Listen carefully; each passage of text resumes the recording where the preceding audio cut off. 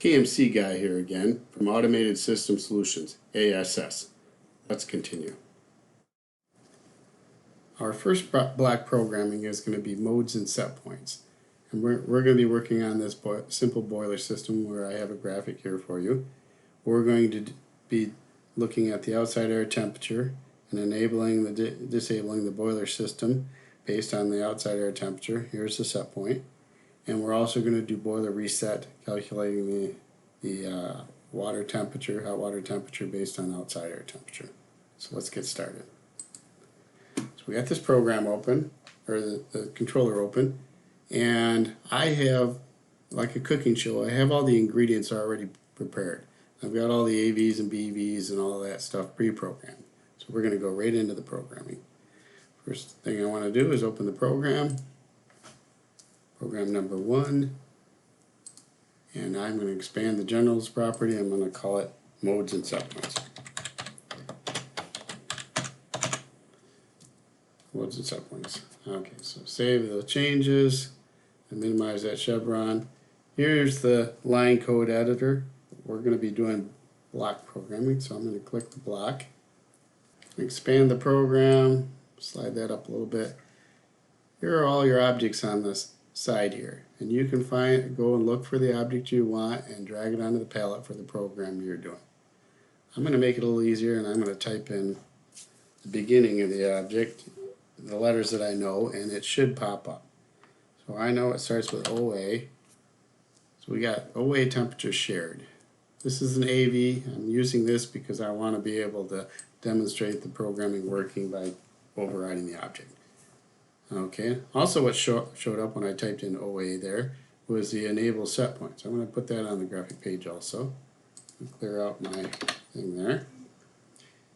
So down here, the block library, this is the logic blocks that you can use, and you could go find the object block that you're looking for. I happen to know that I want to turn on the boiler system when the outside air temperature goes below a certain value, which is called less than. So I'm going to click in here and type in, start typing. I'm going to type in less, and there it pops up. The one I want is less than difference. That way I can turn on and off the boiler systems with a few degrees differential, not exactly on a temperature. So I want the outside air temperature there, and when the outside air temperature goes below the enable set point with a 2-degree differential. Now I could attach an object here, but I'm just going to put a fixed value in. That's normally what I do. Okay, so we're going to go back over here. We want to attach or get an output to this, and that's going to be a boiler mode so I'm just going to type in mode. I got a BV called boiler system mode or sys mode. Now, one of the things I'd love to be able to do is take this set and drag it onto that output. Unfortunately, you can't do anything with the outputs on these logic blocks with this list over here. So what I have to do instead is go select that object by clicking this, and it gives you a pull-down menu. Now, since this is a binary output object, it's on-off is the logic block, it only shows binary objects in here.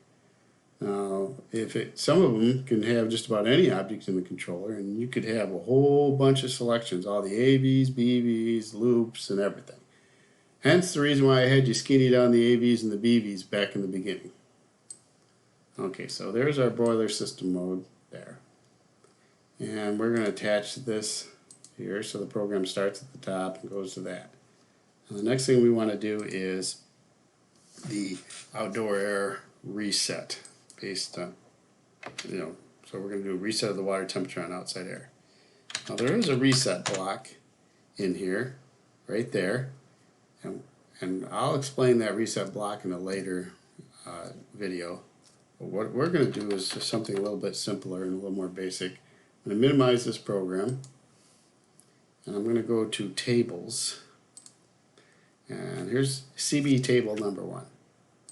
So I'm going to open this up. And so here we got a table based, and the X column is going to be the outside air temperature being fed into it. It's what's going into the table. Y value is what's being spit out of that table based on that. This X column always has to increase as you're going down. So I'm going to put in 1 degree just because I feel like it. And I'm going to say I want the water temperature to be 180 degrees at 1 degree. Now this thing will stop at 180 degrees. Let's say it goes to minus 10 degrees Fahrenheit. It's still going to do 180 degrees.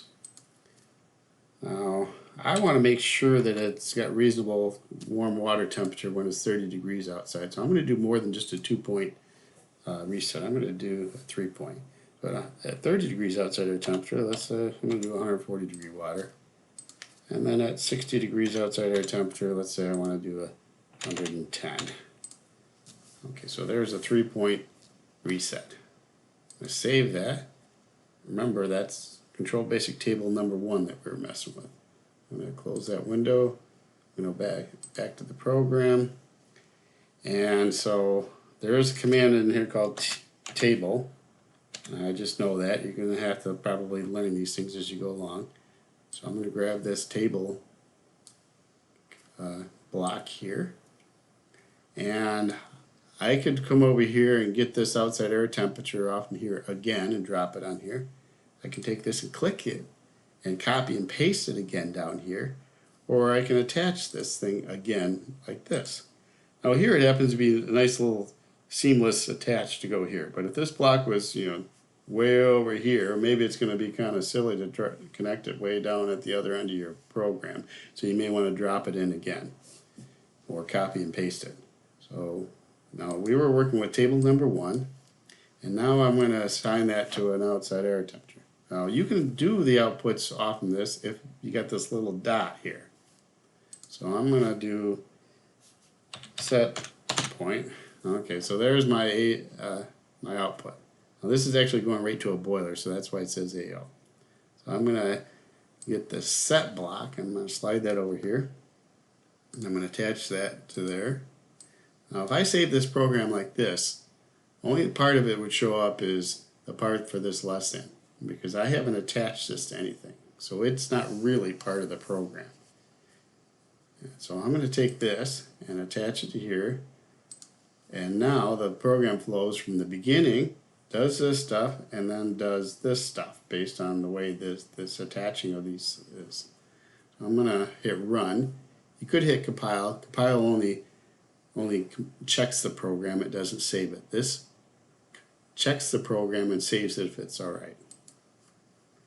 So I'm saving the program here. And if everything's all right, it'll pop up with a window saying, and successful. Otherwise, it's going to say something's wrong with it. Hit OK. Now there is this live function here, and you can click this, and it will show the live values. Now these live values are not as they flow through the program. If you have this an object in here that's being commanded or changing throughout a program, it's going to show you what the final outcome is, not how it is as it's going through the program. And notice here's a little goober. Part of this graphical programming module is somehow these objects it shows nan on. It's very annoying. So there's actually a value for this, but it's not showing up there. If I minimize this, now when I selected the live option there, it actually opened up the live option in the line code, and you can see that those values are all reasonable there. This is the code that was produced when we saved it. So and notice how the object names are easily read. So this program is pretty easy to look at and troubleshoot. Let's go back to this, and so let's take the live off. Next thing what you're going to have to do from time to time is troubleshoot your program. Let's say I made a mistake on this program. I forgot to put the difference in. Then I try to compile the program, and it doesn't run. Okay, did not run successfully. So how do I figure it out? Maybe I can't obviously see that that's there. I'm going to go back to the Connect. In here it tells me why it didn't work right. But this output window shows everything that's happened so far since I've opened this program. And to find what went wrong with that Control Basic program would be hard to find. So what I do is I right click and I clear this. I'm going to go back to the program. I try to resave it. I know it's got an error in it. And then I go back to this, and then it'll list out the errors of the program. You always want to scroll up to the very top one. The top one is always the one that's causing the grief, at least the first grief. All of the other errors might be because of that error. So I would worry about the first one, try to fix that, and then keep recompiling, and if you keep getting errors, then keep going to the top and fixing the errors as you go. Now you can operand plus is missing an operand, or operator plus is missing an operand. And this says line 5. So let's go up to line 5. And where's the plus sign? There it is. Well, it's trying to add nothing to that. So there's the problem, why it's not working. So I'll go back to the control basic editor. I put in the 2 back in. I save the program. And now we've got a complete program. So let's go to the graphic page here. Okay. And notice we're 25 degrees, and this is the outsider temp, or the boiler water set point based on that. Let's change that. Right click, and I'm going to override that to, let's say, 45 degrees. Okay. It'll change after this updates. It'll change the calculated set point. 125.